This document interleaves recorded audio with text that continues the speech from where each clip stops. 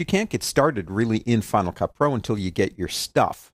Now, stuff is videos, effects, and whatever you want. Stuff. I even have folders named stuff. I want you to go into your working folder, and I want you to find a file in there for this chapter called Energy Vids SD DMG. It's an image file, and double-click it.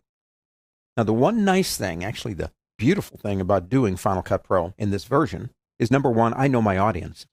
You are Mac people. You have to be, or you wouldn't be here. And number two, because of the version we're working with, you have to be on the Mavericks operating system. So we are so on the same page. What you have just opened here is an image file. It's replicating and fooling the computer into thinking it is actually an SD card.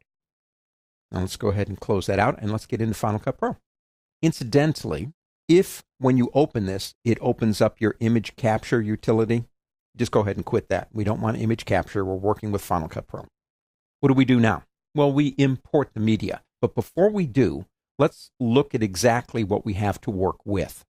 So if we go up to the word File, you can go to Import right here, or you'll get the same thing by clicking right here. Now, if you'll notice over here, here it is. Even has an eject button right there. What you are looking at here is the media import window. And we have three main areas. Number one, we have this area over here, which is called the sidebar. In the sidebar, you will see everything you have available, including, if you've got it hooked up, cameras. Now, we want to click this down here and select it. And when we do, the browser on the bottom will actually display the information down here. So we have 3 video clips on this particular device, this SD card. Up here is a viewer. Selecting one of the clips will allow you to view it. We can skim it by coming up here and just moving, not dragging. We can play it by coming over here and clicking this button right here. And don't forget, you don't have to click that button up there. You can press your spacebar to actually begin playing it and press it again to stop it. If you look down here, we have information, the name, of course, the start and end, duration, when the content was actually created, what its file type is, and what its size is over here.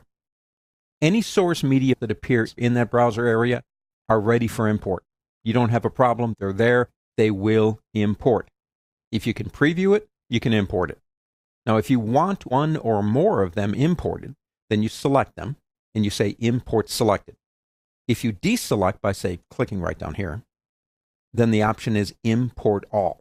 Now, one more thing, if you look over here, I call this the breadcrumb trail. The last thing I clicked on before I came here was the Canon up here, and it will take me back there, or it will take me forward. So if you want to walk down the trail that got you to this point, you can use that option right there. Now, we're not going to import in this lesson. I just wanted to show you the import window. And I'm going to go ahead and close it out just by clicking right up here. It's a separate window. There you go.